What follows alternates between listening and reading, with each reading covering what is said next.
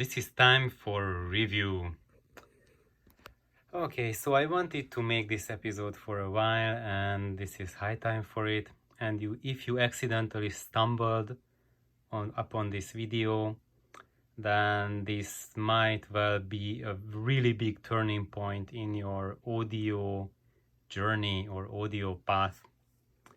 And the subject will be The Underground Strikes Back, the Deckware Zen Triode Amplifier. And you might have noticed that in the past couple of days there was an Andrew Robinson review on his channel, and he reviewed the Deckware Zen Triode amp, and he had some really passionate words about it. And I'm going to put that into perspective. And also because there's another big reviewer, influencer there out, and Steve Gutenberg, the audiophiliac, and he also thinks extremely highly of that amplifier and even called it amplifier of the year. So I'm going to review these reviewers and put all of this into perspective, because there's a lot of times that you hear that, okay, this is like amplifier of the year, or I like this, and then there's, next month there's another best amplifier, and then another month and something else, and people just forget about things, and best. Now, where are we? We are lost because there's so much information hitting us that we really just get lost and lose perspective. So let's just now put things into context. So before, this is on my channel. Previously I have promised everyone that I'm going to provide you with continuing audiophile education credits, and here we go.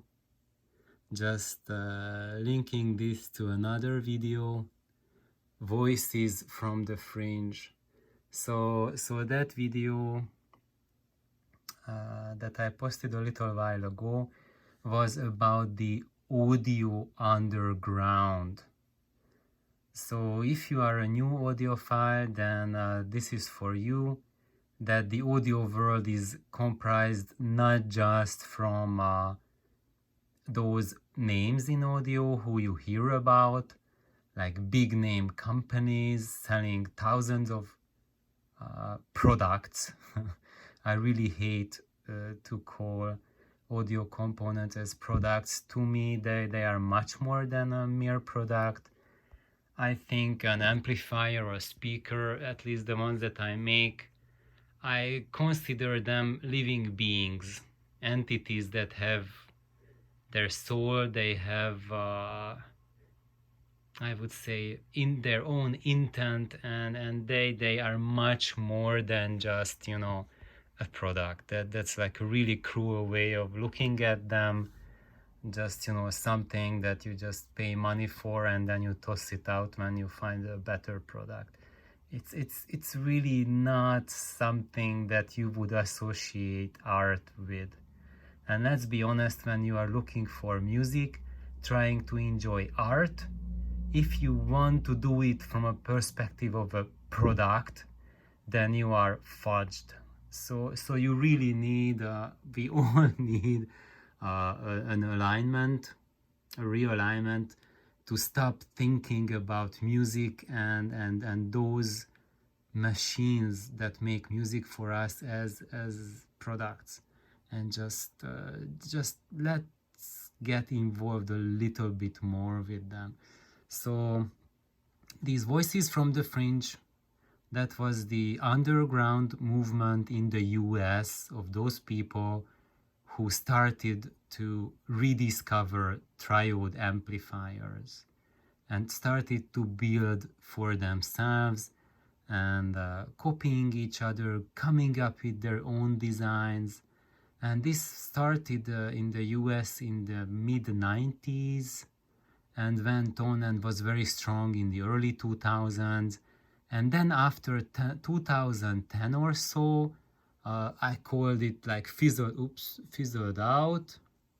But really what happened is that it went back to anonymity. So there was a lot of attention on this movement 10-15 years ago, and this is why I put out this video on matrix, on the audiophile matrix, because that's when people realized, a lot of us who went into it or were exposed to it, that you do not need an unattainable totem or fetish to provide you with an experience that can define or redefine your life, but you can build your little darling amplifier, and but since then, what happened to all of this? Those people like Bob Danielak, he came up with the darling design. What happened to those who were making their homebrew amplifiers in the 2000s? I would say I can speak of me, of myself and my audio buddies. So for us, what happened is that none of us created a company. We were really happy just doing things for ourselves. And when we showed it to other people, they got super excited. But what they requested was not that, oh, can you build one for me? No, they got so excited that they learned how to make one and they built one for themselves. So amongst our circle, our friends, this is what happened, is that most of us has this, or a lot of us have decided to build our own, and some of us went to that extreme that we built our amplifiers, and others went to that point that they just modified theirs or just built some, for example, interconnects or speaker cables, or just modify their speakers. But all of us went down this road, went down, and we checked out how deep the rabbit hole goes. But why am I telling this to you?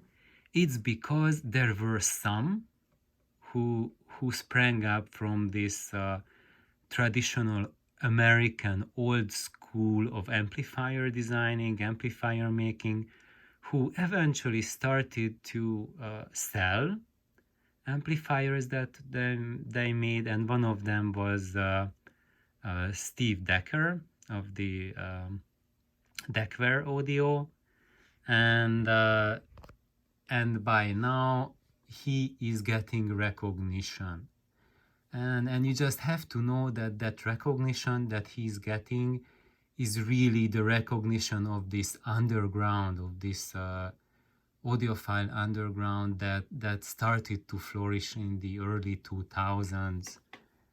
And let's see, that's how we get to this review, Andrew Robinson's review, that was up in the air in April, like April 8th, which was about a week ago. And what he's saying, and here, as you can see, this is Steve Gutenberg, the Audiophiliac's review, and then he is really passionate about it. Andrew is super passionate about it. Now, you can hear stuff like that people are praising tube amplifiers. And then you know that, okay, those guys are tube amp lovers. They wouldn't consider solid state amps anyway. Of course, they are praising them. But here we have a really interesting scenario, because both Steve and Andrew, they are hardcore solid state amplifier lovers. So check out Steve's channel. You can see that he is a Nelson Pass worshipper, basically. you can see like basically the entire lineup of Nelson Pass amps in his house all around, and then you can see that he just loves Nelson's baby's sound, loves them making sound for him, and Andrew Robinson, even in this video and then the other videos that he does, he says that he prefers solid state amplifiers to tube amps. And here his wife also says that I want solid state amps because I found tube strange, not because of their sound but their aesthetics, the design. It doesn't mix well with the living room, you know, and then what she imagines how audio equipment should look like. And despite their love of solid state gear, they both of them said something really astounding. But before I say that and go into that, I also need to tell you that these two guys are, I would say, the most respected reviewers online that you can find. And they have tremendous experience. So these are not some noobs who, you know, they maybe heard one or two amplifiers and then they fall flat on their face after hearing the first vacuum tube amp. So this is not something that, these are not rash reviews, but coming from people who, like in the case of the audiophiliac, I think he has spent now more than 40 years, maybe 50 years in audio, and he is really an extremely knowledgeable, seasoned audiophile, and he likes to speak his mind, and you are getting this kind of information from him. Andrew Robinson, he also just speaks his mind, but let's just hear what he's saying. I think I'm just talking too much and getting repetitive. So in the end, the new Deckware Zen amp is how I remember it. Flawless. It is my favorite amplifier of all time by a wide margin. Only now, for the first time in 10 years, I have managed to pair it with the appropriate loudspeaker. And wow. Just wow. I understand the Zen is not going to be for everyone or every loudspeaker, but for those of you that have come on this journey with us as we've gotten to know a lot of the Klipsch heritage speakers, the Zen amp may be the amplifier you have been waiting for. Only this one isn't going to break your bank account. And to Steve Deckard, if you're watching this, you killed it. You absolutely killed it. okay, I think that's enough. If you want to check it out, just listen to the whole review. But my point is that he just said that this little amplifier that came out from the audiophile underground, and it's a 2 watt per channel amplifier. It makes the best sound he ever heard in his entire audiophile career. So I think that's something beyond monumental, coming from a guy who is a hardcore solid state camper. And Steve Guttenberg, he also says something like that. He is much more reserved about how to convey this message without offending people who make very expensive solid state products, trying to not make them look bad. But this message is coming from both of these guys. And if you think that they have been paid to do this, wow, Deckware, it's a tiny company. It's a tiny company. Steve doesn't have that sort of money to compete with big companies like if you look at Sheet or any other, like, name any name in audio. I just said Shit, but because like they are super popular nowadays. But just name any audio name you can think about, and I can guarantee it's like at least 5 times the size of this tiny company. So Steve, he I mean, from the Deckware, he does not have that sort of money and influence to buy people to give him great reviews. And honestly, this amp, just the price it costs, like under $1,000, it's beyond ridiculous. And if you know like how much money it takes, the parts cost to build a tube amplifier, his profit margin there is just around zero or close to zero. And if you follow him, you know that he's been making amps just as a passion and not as a get rich scheme. So this is something really special happening here, and I did not want to make it this as an ad for Deckware, but as an eye opener for all of us, that if you go and seek out the audio underground, you go into low power tube amplifiers, learn how to build these things. You can do this for yourself. If you have a budget maybe like $400 or less, you can build an amp like this for yourself. It won't be exactly the same, it might not be as good as this, maybe just like 60-70% as good, but hey, even if you reach that level, you will be still in audio heaven. So I just wanted to let you know that if you are happy with your current amplifier speaker situation, just hold on to it and don't change anything. And it doesn't matter if it comes from them or it comes from me. Don't bother. Just think about it as you learn something, as an eye opener, that it's not those gazillion dollar totem fetish class audio equipment that can bring you closest to music or natural lifelike reproduction, but there exists technology there that is accessible for practically for everyone, and you can use it as a guiding compass.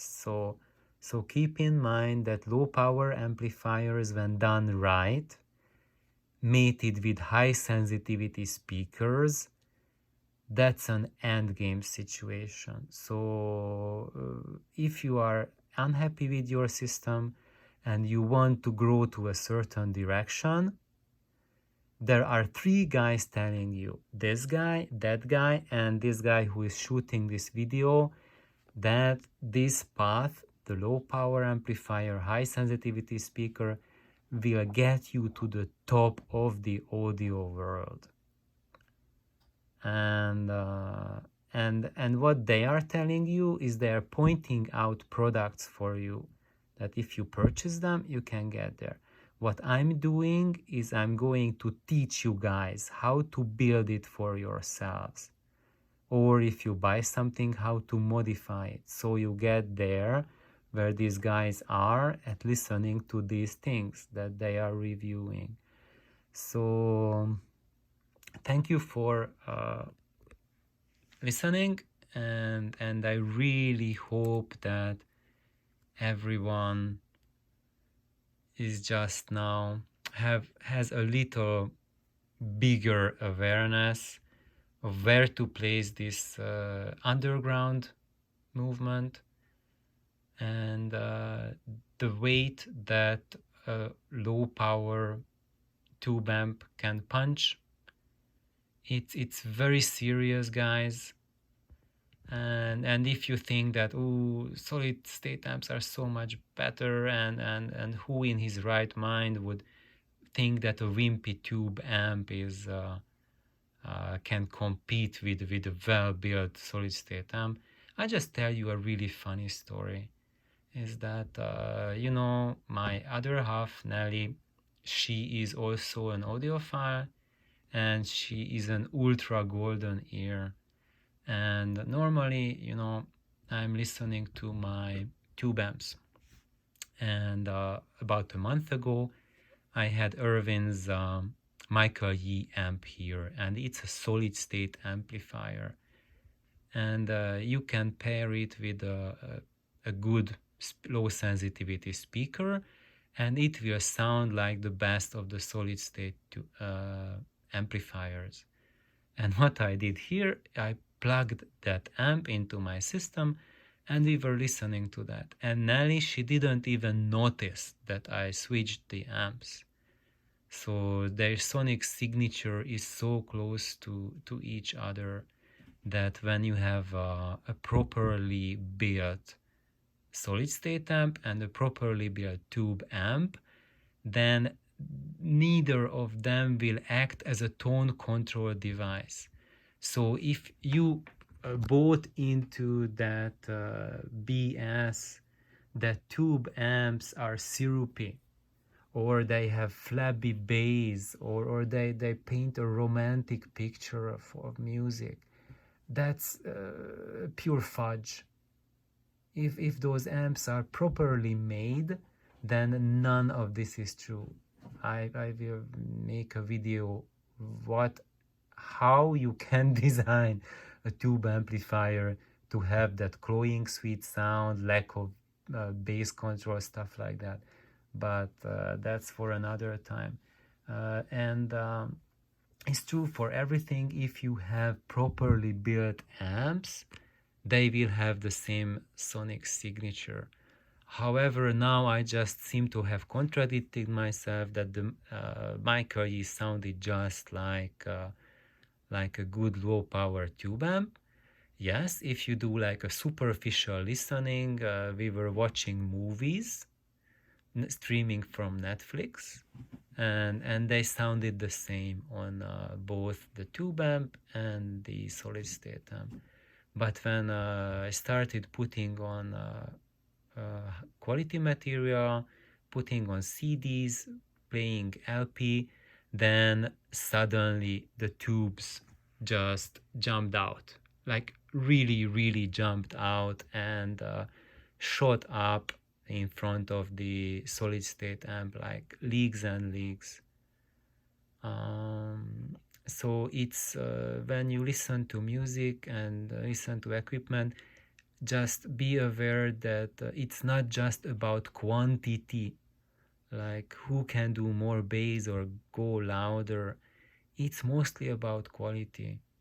And these amps, when you look at a tube amp which is properly built, they can get you that level that you are listening. You can tell the difference between different Stradivari.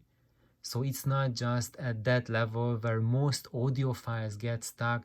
Ooh, this sounds like a piano, or ooh, this sounds like a violin. That's really ground level, that's really basic. Where you should be with your system is that, okay, now does that sound like a Guarneri, or an early Strad, or a middle Strad, or a late Strad? Does that sound like Starker János's cello, or does it sound like Pablo Casals' cello? So you can tell the fine nuances, because that's what music is about. That you get these fine messages reaching you, and these just do not come through transistorized gear. Transistorized gear can get you like skeletal messages, like jazz trios or quartets which are percussive, and there's like a shrill saxophone in it, just metallic sound, metals and strings, but no wood, no texture. But when you add a body to it, a wooden body like a violin, or the piano's body, then all the fine details, they you need a tube amp to get that from your recordings. So thank you for checking in, and please listen to music as much as you want and as much as you like, and stay and spend more time listening to music than watching reviews. So thank you for checking in. Bye bye.